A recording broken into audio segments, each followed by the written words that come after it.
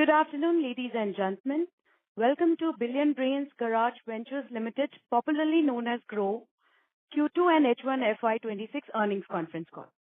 As a reminder, all participant lines will be in the listen-only mode, and there will be an opportunity for you to ask questions after the management's remarks. Please note that this call is being recorded. Additionally, please note that this earnings call is scheduled for a duration of 45 minutes, and we will be starting directly with a Q&A session right after a few words by Lalit. If you wish to ask a question, please use the raise hand feature available on your Zoom dashboard. We will announce your name on the call and unmute your line, post which you can proceed with your questions. We will wait for a moment while the question queue assembles. Ladies and gentlemen, I now hand the call over to Himanshu from Bank of America. Thank you, and over to you, Himanshu. Thank you, Michelle, and thank you everyone for joining the call today. It's a great pleasure to host the management of Groww for their post-IPO results call. Before I begin, I would like to read out a standard disclaimer from Bank of America. The opinions, statements, and other information provided today by Groww management are not the opinions, statements, or information of BofA Securities. Such opinions, statements, or information will be based solely on publicly available information and not in breach of any confidentiality obligations owed to the third parties.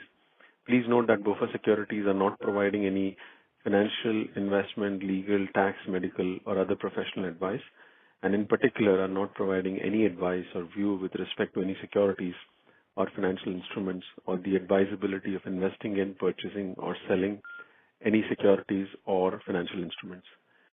With that, let me hand over the conference to Kunal Raj Singh, Head of Investor Relations. Thank you, and over to you, Kunal. Thank you, Michelle. Thank you, Himanshu. Good evening, everyone, and welcome to the second quarter FY26 earnings calls of Billion Brains Garage Ventures Limited. Our financial results and shareholders' letter have been published on the exchanges, and the information pack has also been uploaded on the company's IR website. Before we begin, I would like to remind all the attendees that certain statements or comments made on this call by the management, which reflects the outlook for the future or which could be deemed as forward-looking, may involve risks and uncertainties and are not subject to any review or procedures. Such statements or comments are not guarantees of future performance, and actual results may differ. Joining me on the call today are Lalit Keshre, co-founder and CEO, Harsh Jain, co-founder and COO, Neeraj Singh, co-founder and CTO, Ishan Bansal, co-founder and CFO, and Lalit Vimani, Group Head Finance. With that, I now hand over the call to Lalit to share his opening remarks. Hello, everyone. First of all, thank you so much for your belief in us. We started Groww more than 9 years back to make investing simple, transparent, and delightful. Our philosophy has been to always do right by the customer, keep building for them, create the best product experience. And then with that philosophy, we have got immense love from our customers, and we are super grateful to them. Although it has been more than 9 years, but we still feel that we are just starting in our journey. And because this is our first quarterly call, I want to kind of touch very briefly on our product roadmap for the future. And for the next many quarters, you will keep seeing us. Keep listening the same thing, same kind of themes. The first thing is as we see India, how we grow and how financial markets grow. Groww, your company will kind of continue spearheading this democratization of financial services in the country, and our obsession to build the best customer experience will continue help us getting a lot more customers, and that would be our highest priority going forward. And then as customers join us, they build their wealth, they continue buying more and more products. So far, we have built 10 plus products on the platform. But good thing is that there is a long roadmap in front of us, and we will continue building multiple products. With multiple products, customer engagement continues increasing, retention goes up. And then when customers love your product, monetization also follows. We build the platform from the customer perspective, and that's what kind of also creates like a pull for us. Lastly, with the brand that we have created, but the deep investment in technology that we are doing, also create an enduring competitive advantage for your company. That's all I wanted to say today, but we'll be very happy to answer your questions in this first quarterly call. Once again, thank you for joining us in this journey in building India's largest investing and wealth platform. Thank you. Thank you very much, sir. We will now begin the question and answer session. Anyone who wishes to ask questions may click on the raise hand icon. Before asking the question to the management, please introduce yourself, providing your name and your organization name. Please limit yourself to a maximum of 2 questions so we can accommodate as many as possible. Ladies and gentlemen, we will wait for a moment while the question queue assembles. You may please click on the raise hand icon to ask questions.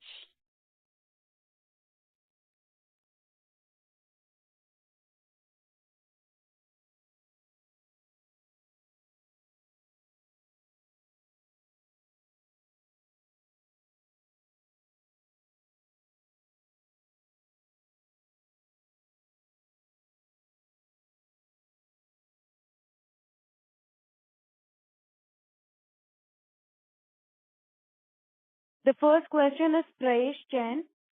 Please accept the prompt on your screen. Unmute yourself, introduce yourself, and proceed with the question. Yeah, hi everyone. This is Prayesh Jain from Motilal Oswal. I'm not on a great set of numbers. Just firstly, a bookkeeping question on the orders that you've given. Can you split that up for us in terms of cash and derivatives? Second question is on the CAC, right? We've seen a significant increase in CAC, and how do you see this kind of progressing going ahead? I'm restricting to those 2 because we have the limit, right? Thanks, Prayesh. Let me take this question. I think we already shown our revenue split across derivatives and cash. And if you look at the pricing is very simple. We charge 20 rupees on the derivative side. Rest is on the cash. So the split is actually very similar. So roughly you can say 70% will be on the derivative side and 30 odd will be on the cash side. And on the question on the CAC side, I think Harsh, you can answer. Yeah. See, part of our growth, the cost to grow that we report is part of it is a branding, which is a fixed cost, and some part of it is in the variable cost. So if you see different quarters, it depends. The CAC will also be a result of how many new acquisitions happen in that particular time frame. And going forward, like across the year, it then normalizes. So there's variation quarter to quarter you can see depending on the time and the situation in the market. But that's on an annual basis. Do you think that we can, what level we were in, say, FY25, right? Now that's completely gone away, and we will possibly be at a more higher number on an annual basis. And what should be a annual number that we should think about from a CAC perspective? I understand that. I think what you mentioned also, that CAC should be looked from a full year basis rather than just on a quarterly basis. So from a full year perspective, what should be the kind of CAC that we should think about from a I understand that additions would come as they are, but from an absolute spend perspective is I'm looking for.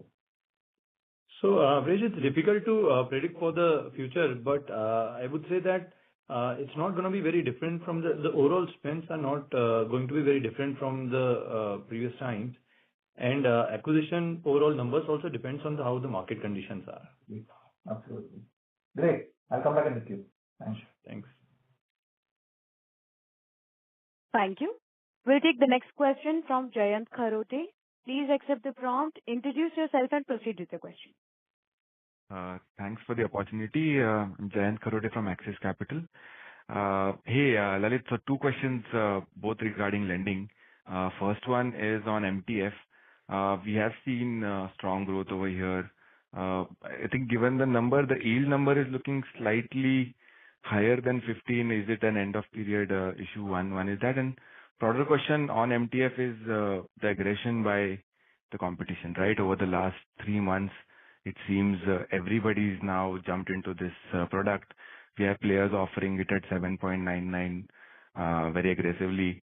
So both from a yield as well as a growth perspective, how should we think of competitive landscape for MTF, not just for a quarter, but given our aspirations over the next 2-3 years, what is the strategy that you would use? That is the first question. I'll follow up with the second one. Yeah. So let me take this one. I think MTF for us, the yield part that you talked about, I think will be again end of the quarter kind of a difference. Our pricing is simple. It is 14.95%. Other than that, the growth rate, I think it's not very, we don't see competition from a MTF perspective specifically because it is a second product typically that customer is using. Before that, customer is already there on stocks, and some of those customers actually start doing MTF as well. What we have seen in other products as well, the pricing is not the reason why customer chooses a platform A versus platform B. The experience is what matters to them.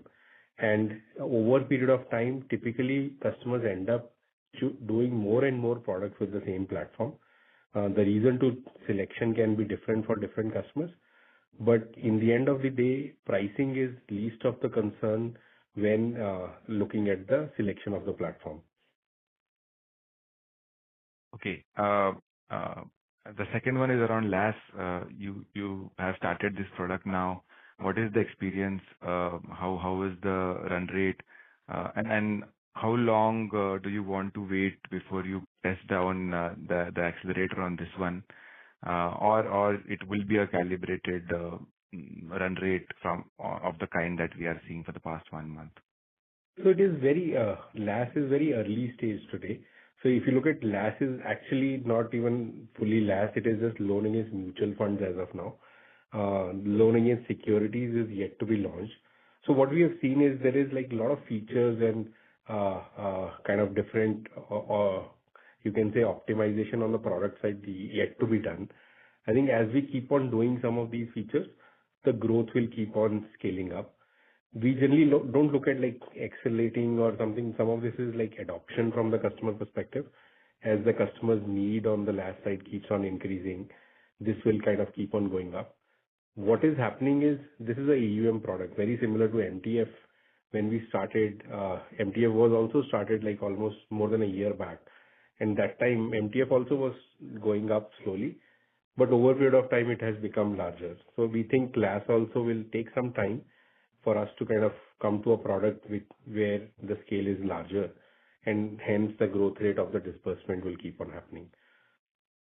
Sorry, if I could just squeeze one supplementary sort of encapsulating these 2 points only. If you can give me a broader 3-year outlook, where does your lending book look like? So difficult to project again from a forward-looking perspective. But what we have seen is, especially on the MTF side, our growth rate has been really good in the past. And what we are expecting in the future is that we have a fair share that we want to kind of reach. And it will take at least 3 years to probably reach there. And the fair share is significantly higher than where we are today, probably like a double-digit number on the market side. Where it's not going to be like we are taking share from the market, but we think we will end up expanding the market by that amount itself. You mean double-digit in terms of market share of MTF? Great. That is very helpful, Ishan. Thanks a lot and best of luck, guys. Thank you. We'll take the next question from Nidesh Jain. Please accept the prompt, introduce yourself and proceed with your question. My name is Nidesh. I am from Investec. I have 2 questions. Firstly, on the customer sourcing, can you share some breakup in terms of sourcing channel, whether it is organic referrals or performance marketing? And second question is on the revenue model in the wealth management, the acquisition that we have done And the plan that we have for the W app, what is the revenue model that we are thinking on the wealth management business? Yeah, sure. So I'll take the first one and I'll answer that, Nish. So for us, see, organic is the biggest channel, and almost, I think we've reported also almost 80% people come organically. The other channel is primarily the performance marketing, which is digital marketing that happens.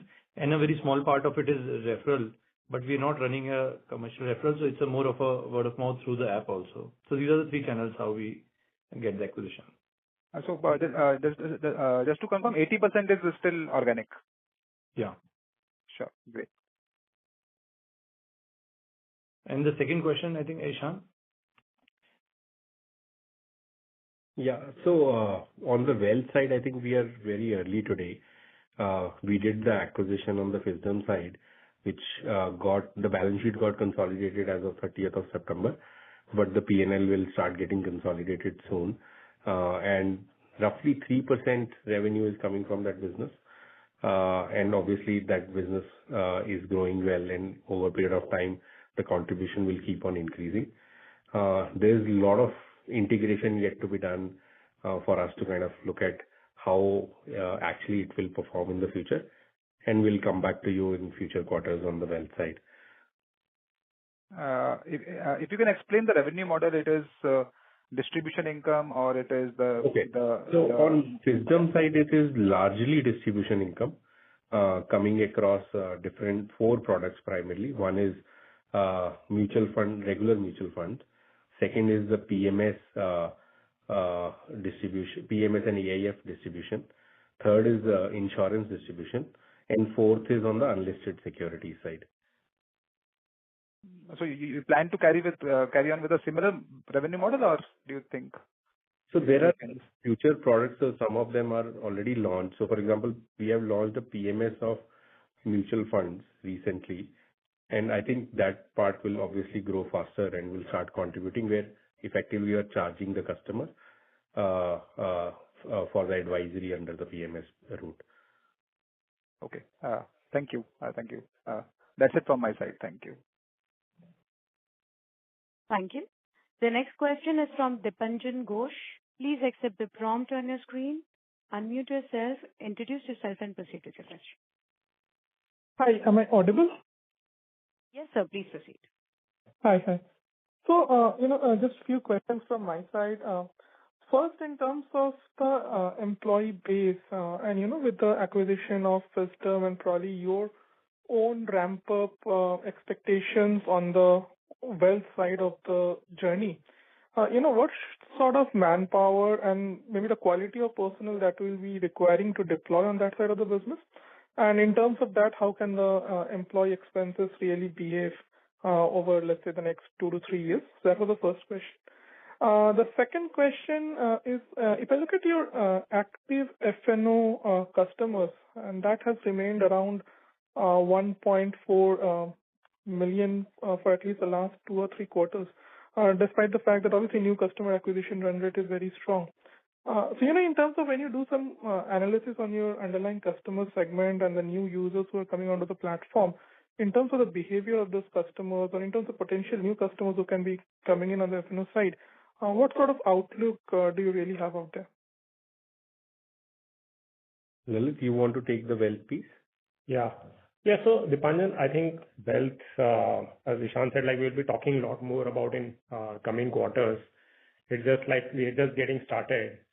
So all these kind of questions will become clearer. But how we look at it is it will be more,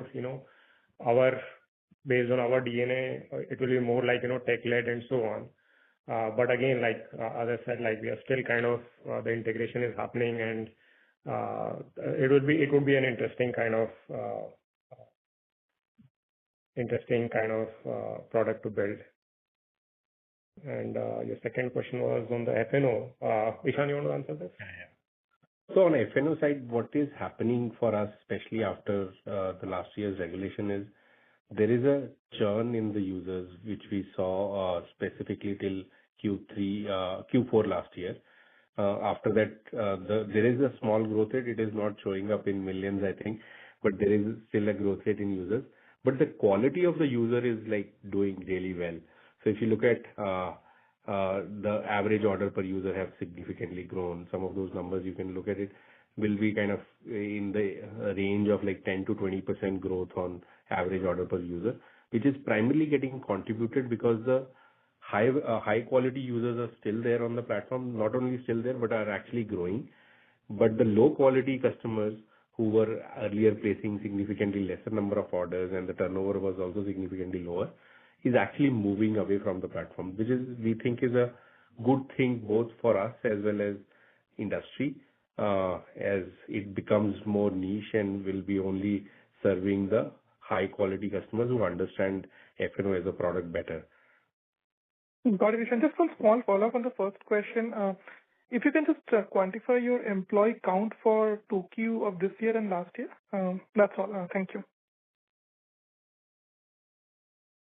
Lalit, you will have that number, Mevani?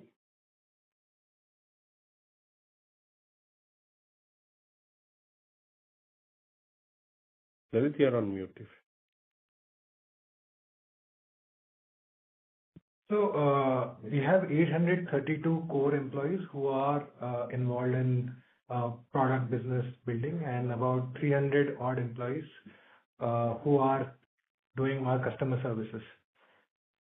And on the wisdom side, we have acquired about 500 odd employees, which have come with part of the acquisition. And out of this 500, about approximately 180 are doing sales for system. Got it, everyone. Thank you and all the best. Thank you. Thank you. A reminder to all the participants that you may please click on the raise hand icon to ask questions. We'll take the next question from the line of Abhijit Sakhare. Please accept the prompt. Introduce yourself and proceed with the question, sir. Hey, hi. Good evening. I hope I'm audible. Yes. Yes, my sir. first question was that, based on the commentary, when I do some rough math, it looks like the annualized ARPU of the customers that we've acquired in the last quarter is probably close to the past vintages. I just wanted to double check if that observation is right. Secondly, the second question was that there was a number mentioned in the press release on the disbursements in the credit business. It's slightly different from what you've disclosed in the data book. So I just wanted to double check in the data book, the disbursement number for credit Groww Credit Serve was about 3932 million, and in the press release it was somewhere close to about 1500 odd million. So I just want to clarify that as well.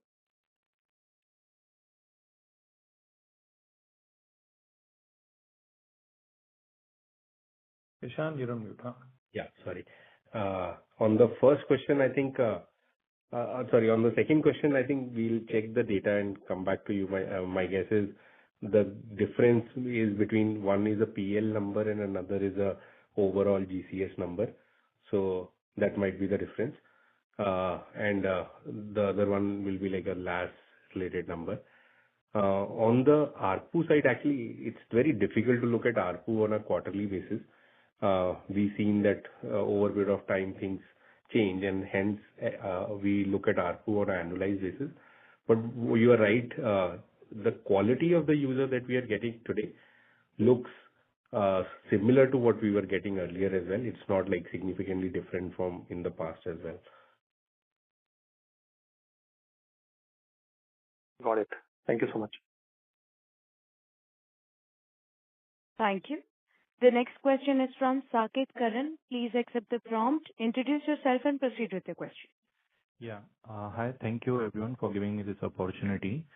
And I'm an individual investor. And my first question is, what is the expected contribution of the FinVisa technology acquisition to Groww consolidated financials and the operation roadmap? That's it. So currently, like I said, roughly their run rate from a revenue perspective is around 3%. And on the contribution side, I think they're still negative. more way like break even, closer to break even, but still negative. And hence, on the bottom line side, I don't think they will add anything to grow as an overall platform. On the roadmap side, I think Lalit already talked about that there are still an integration that is happening between Fisdom and Groww. But there are 4 products that Fisdom has. One is on the regular mutual fund advisory side. Second is on the distribution of AIF and PMS, insurance, and then unlisted securities. And recently, they have launched PMS of mutual funds, which is also growing very fast. So some of these products over time will start coming to Groww customers as well. Thank you, Ishan. One more question I have. So, what are the major operational or regulatory risk management foresees like over the next 2 quarters, and what is the steps are be taken to mitigate them? Lalit Bhimani, you want to take it? Sorry, I just lost the internet in between. Can you repeat the question? Yeah, sure. So what are the major operational or maybe a regulatory risk management foresees like over the next 2 quarters, and what steps are being taken to mitigate them? From a regulatory standpoint, I think it is BAU for us. There is no specific risk which we are foreseeing. Saket. Okay. Thank you, guys. Thanks. Thank you. The next question is from Anshuman Dev. Please accept the prompt, introduce yourself and proceed with your question. Yeah, hi. Am I audible? Yes, sir. Please proceed. Yeah, hi. Thanks for the opportunity. This is Anshuman from ICICI Securities. My question is regarding your new users who are coming onto the platform.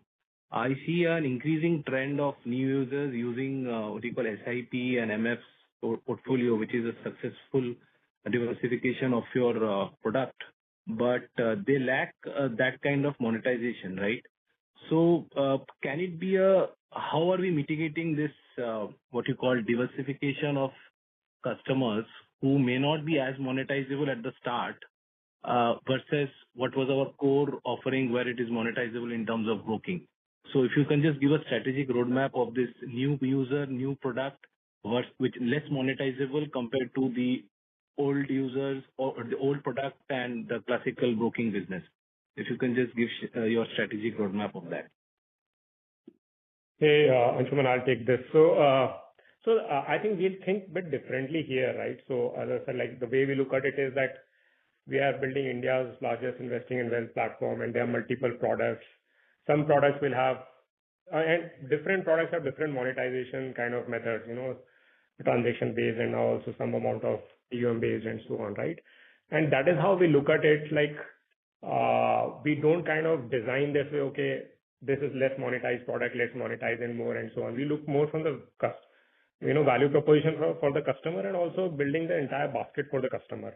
And we have to accept the fact that there will be some products that will be kind of, there will be some products which either will have lower monetization or will be monetized in future and so on. But I think the fundamental kind of way we think about it is building a very, very kind of customer-focused platform, building entire kind of wealth of the customer there, keep building multiple products there, and keep building better and better experience for the customers. And then monetization follows.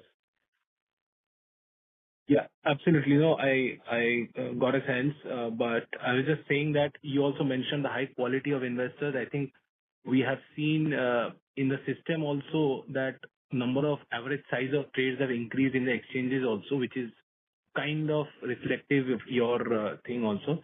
But any chance or any view on possible monetization of this mutual fund distribution, because we seem to be one of the major movers and shakers when it comes to SIP, right? But anything on the horizon on that front?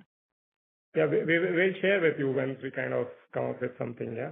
But primarily, like we'll share with you if something happens. Okay, thanks a lot. Thank you.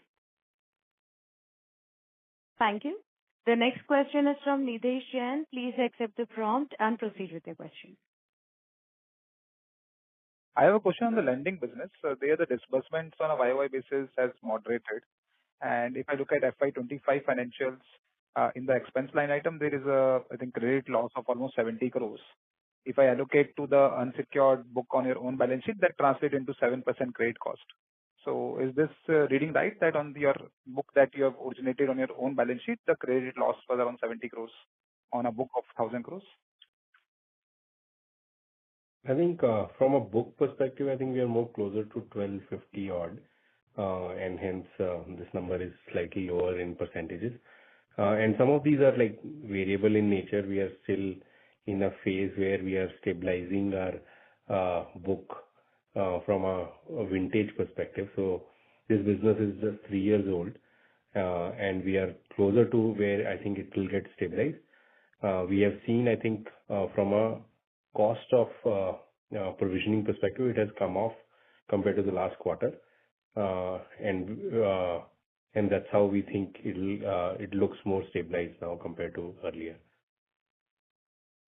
So what will be the strategy on using your own balance sheet for loans? Will you be focusing on unsecured loans going forward, or? So idea is to actually create a healthy mix between secured and unsecured. And you can see in the last quarter itself, the secured business has grown much faster, both in disbursement as well as on the book side. And I think that will keep on continue in the coming quarters as well. And we want to, in longer term, have a healthy mix of both of them. Sure. And for unsecured, it's a completely digital process. There is no physical process in terms of collections or underwriting. So collection obviously is a mix of digital and physical, but on disbursement side, it is 100% digital. And that's how we operate both on book as well as on the distribution side. Sure. Thank you. That's it from my side. The next question is from Aman Dugar. Please accept the prompt. Introduce yourself and proceed with the question. Hi everyone. I'm Aman Dugar. I'm from Nuvama Wealth. Congratulations on a great set of numbers. I just wanted to ask some data keeping questions. So just wanted to know, as of like H1 FY26, what is your loan book size for like the personal loans, and what is your last book size? Lalit, do you want to answer? Payman?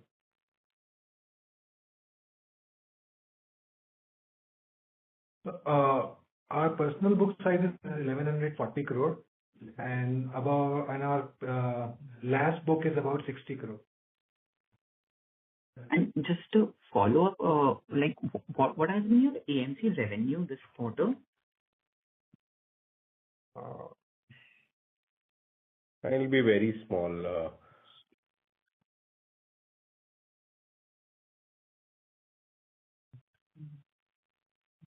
That's it on my side. Thank you. It is about 17.99 million. Very insignificant at this stage. Okay. Thank you. Thank you. We'll take the next question from Nagendra Maurya. Please accept the prompt. Introduce yourself and proceed with the question.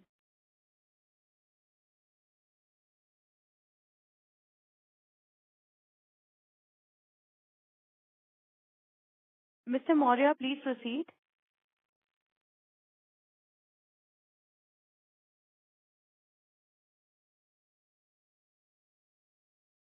As there is no response, we will move on to the next question, which is from Bhuvnesh Garg. Please accept the prompt, introduce yourself and proceed with your question, sir. Yeah. Hopefully I'm audible. Yeah. Yes, you're audible. Thank you for the opportunity. Couple of questions from my side. So firstly, on your cost to serve. So if I see quarter-on-quarter basis, the cost to serve has declined, whereas our number of orders and other business metrics have improved. So if you can just elaborate in what has led to this decline. So cost to serve has actually two components. One is on the technology cost side, and the second is on the transaction related cost. I think the transaction related costs would have still increased, but our technology related cost actually has come off. We have done some optimizations in last quarter, which has helped us to reduce this cost. And we've been kind of running at a significantly higher capacity just to maintain good, you can say, uptime for our customers. And hence, there is still a opportunity to optimize some of these costs in the future. Sure. Understood. And second thing is on revenue per order. So if I see it is also increased on quarter basis. So is it did we take any pricing action in the last quarter, or what is the reason for this increase? So there is a mix of multiple, I think, three reasons. One is the average ticket size helps us increase the revenue per order. The second thing is the pricing action one we took in June this year was fully baked in this quarter. And the third is basically the mix between how cash and derivatives kind of business changes. That also kind of changes the revenue per order for us. Sure. Thank you. And just on your advertisement and customer acquisition costs, so if you can just give the breakup of into advertisement and customer acquisition cost, and how do we see this trend going forward? Advertisement separately and then customer acquisition cost separately. Yeah. So, we don't look at the cost like this. We look at the cost to grow as a consolidated cost of every activity that we do. And because these activities are also little, they are not done across, they are done when there is an opportunity. So the right way for us to look at the customer acquisition cost is whatever we spend for the marketing activities, we use that and divide that by the new customers that come in during the time frame, and that becomes our cost to grow and CAC. Sure. Any particular target you have, any advertisement campaign you are planning to run, in coming days, or anything of that sort? No, as of now, we keep on doing these activities, and as and when there's an opportunity, we participate in that. Sure. And just the last question, if you can share the data on number of Demat accounts that we have as on September or as on June. We actually don't track the Demat account number. I think we feel that's not the right metric to look at because customers who don't transact is very difficult to kind of retain as well. So the customer who is transacting with us is a right customer to look at. Okay, understood. That's it from my side. Thank you very much for your time. Yeah, have a good day. Thank you. The next question is from Mayank Agarwal. Please accept the prompt. Introduce yourself and proceed with the question, sir. Yeah, hi.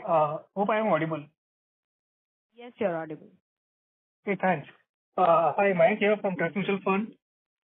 Thanks, team, for giving the opportunity. So, first of all, great set of numbers. And also, I'll appreciate what you guys have done in such a short span of time in terms of technology, in terms of platform, in terms of revolutionary product you have created. But now you are still young. You have enough firepower in terms of cash in your bank account and also capital assets, technology assets, and whatnot. So just wanted your view. What are your plans, major plans in next 2-3 years? What do you want to do next? Would it be something same what you are doing? Or what could be the opportunity for you, or what's your major vision for next 2-3 years? And definitely in Groww, not outside. What do you want to grow? What do you want to do in Groww? That's my question. Hey, Mayank, I'll answer this. See, in general, Mayank, our philosophy has been kind of, pick products which customers want and then kind of be super focused on them, spend a lot of time with these products, craft the best customer experience, and then kind of, and keep building. So if you look at our history also of last 9.5 years, this is how we have done. We don't launch everything in one go and so on. Next 2 to 3 years, I think we are kind of super focused on the few of the products that we have taken up. As one big data point that we are seeing, and we have also elaborated in our documents earlier, that a lot of our customers now are kind of becoming affluent and they need wealth management. Wealth management is going to be a big game for us going forward. Of course, like broking kind of will continue kind of focusing and continue growing that. And then in broking also, there are like bunch of products that we are kind of launching, as Ishan spoke about MTF, right, which is a relatively new product. Again, lot more products need to be built there. Commodities we just launched a few months back, so that is going on. So in general, this is the philosophy, like remain focused, and then like we have long list of products that will continue launching, but for this time that you asked about, we are kind of focused on these set of products. Thanks a lot. Yeah, thanks. Thank you. The next question is from Pratyush Agarwal. Please accept the prompt, introduce yourself and proceed with your question. Hi, this is Pratyush from Marshall Race. Thank you for the opportunity. Can I please ask, similar to your comment on the MTF book where you feel there is a fair market share that is yet to be tapped, could you also speak about generally in broking? Obviously you've done a great job over the last 5-7 years, but then from here, do you think there is still a lot of fair share, market share to be gained? Or do you think now an incremental unit of market share gain will be much, let's say, slower or difficult compared to the past? So the incremental market share for us is already higher than our kind of current market share. Hence, we are confident that it can keep on growing, at least in the near future. Obviously, there will be a time at which we'll come to both these numbers will come close to each other and it will become difficult to increase the market share on the user side. That's what I'm talking about. Second, on the user side itself, our users are still young. They are still growing in their life, and hence order per user or even size of the order, etc., are growing. And I think we can keep on seeing that growth happening in the future as well, which will help us increase our market share on the cash ADTO as well as derivative ADTO.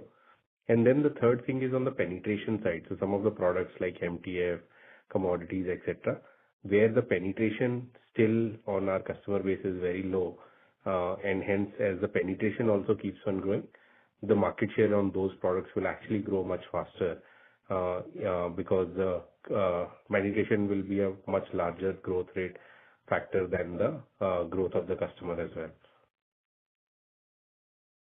Got it. Thank you. And if I could also ask, in the mix of total income, what do you think happens between derivatives and cash going forward in terms of mix? So derivatives already has come off from earlier numbers. I think it will probably come off further as well. And the reason is, one, we are seeing a lot of growth in the other segments, especially cash is growing really fast. Mix of MTF is also helping cash grow because the brokerage part is counted in cash. And then we have recently launched commodities. I think we think that will also start contributing a significant part of our broking revenue in the coming future.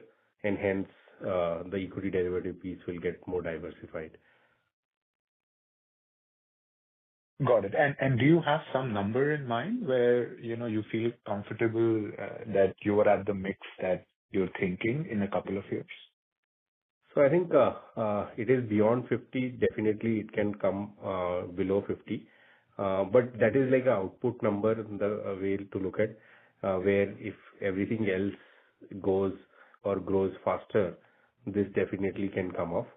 But some of this will happen because wealth will start contributing, commodities will start contributing, just as a way to kind of squeeze the 100% into other products will also reduce this 57% in the coming quarters. Got it. Thank you so much. Thank you. The next question is from Mohit Surana. Please accept the prompt, introduce yourself and proceed with your question.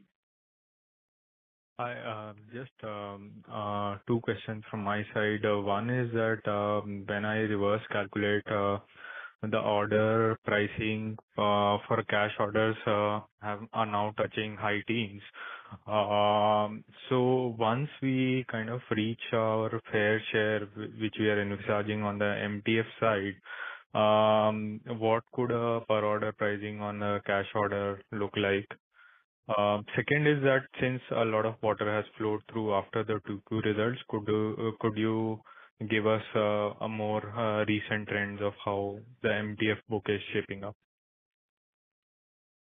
Got it. So, on the first one, the way I think you are right that as the MTF proportion will go up, the yield will go up.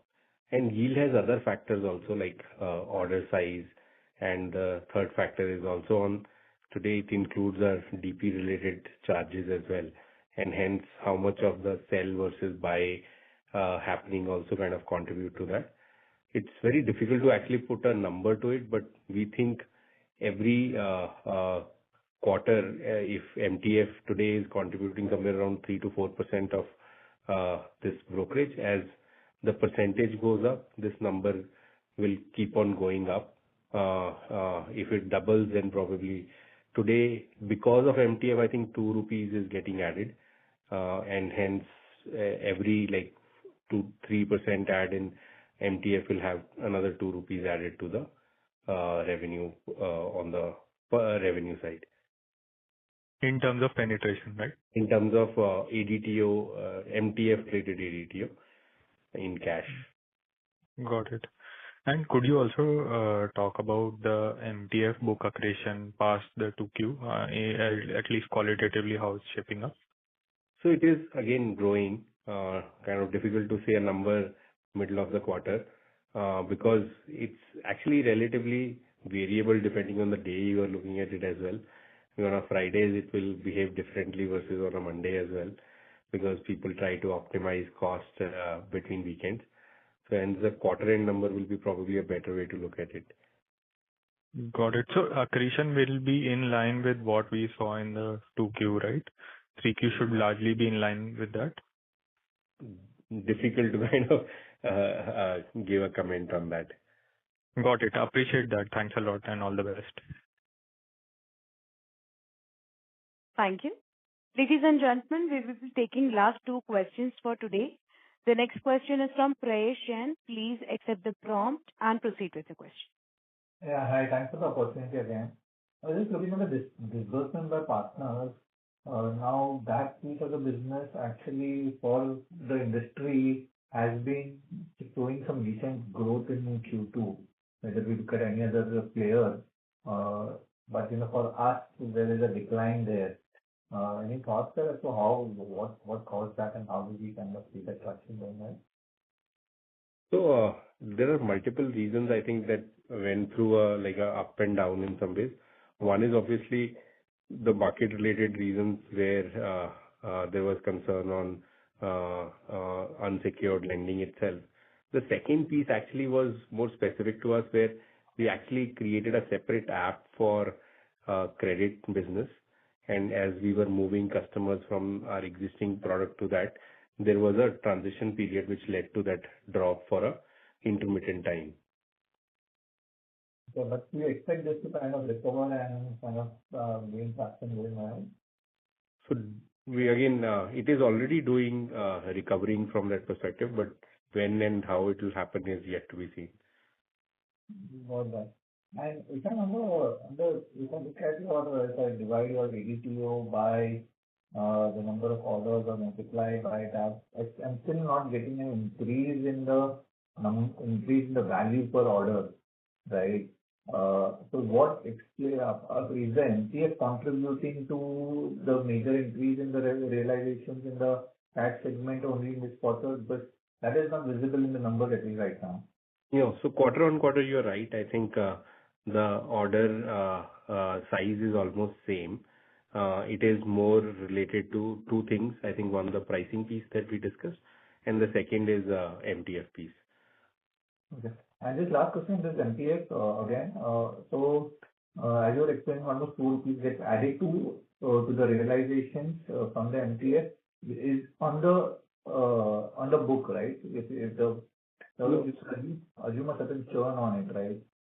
So roughly today, MTF as a percentage of cash ADTO is around 3 to 4%. Okay. And because the pricing on MTF is different, Right. and hence it is adding to 2 rupees of realization extra per order. Got that. No, thanks. That is helpful.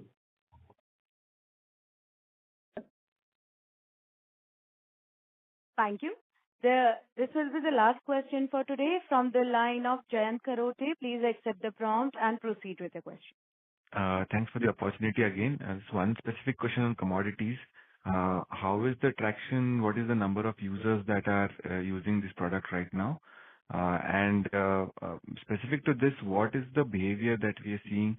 Are we gaining market share since we recently opened up this product, meaning our users may have used other platforms for this one?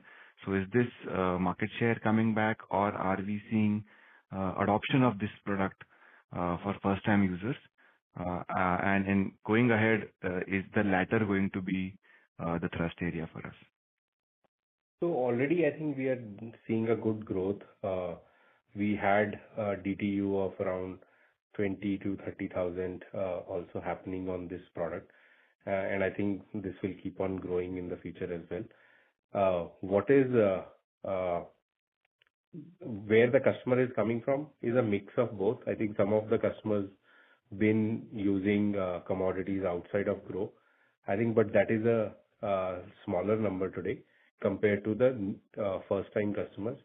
I think first-time customers is already a bigger component, and we think that will obviously become a larger reason for the growth in the future. And not only growth for us, but growth for the industry as well. Do you think your market share over here as well needs to be reflective of your overall market share, and how fast do you think you can reach there? Definitely. I think we think everywhere we should reach to our kind of fair share sooner than later. But again, we feel that in commodities it can happen faster because it's more of a transaction business compared to MTF, which is more of a book business. Hence, I think commodities probably will reach to the fair share sooner. Just following up on this one, can you just tell us what are the qualitative steps that you can take to increase adoption of a certain product? Let's say in commodities in this case, which will also help us understand as a platform if you want to drive. Again, we understand you don't want to drive the customers towards any product, but if you again want to expose the customer to newer products, what are the qualitative steps that you take? Lalit? Yeah. So Jayant, see, I think again, we are building a more pull-based platform. So customers we enable the discovery, which is very well. So customers find what they are looking for, and we avoid any push. So in general, the culture that we have set is we don't talk about this. So, there are no perverse incentive for any product manager or any person in the company. So it's our job to enable very, very seamless discovery for the customer, and then customers figure out. Do you help enable communities formation around products? No, we don't. Great. Thank you. Best of luck, guys. Thank you so much. Thank you. As that was the last question for today, I would now like to hand the conference over to the management for closing comments. Thank you, and over to you, sir.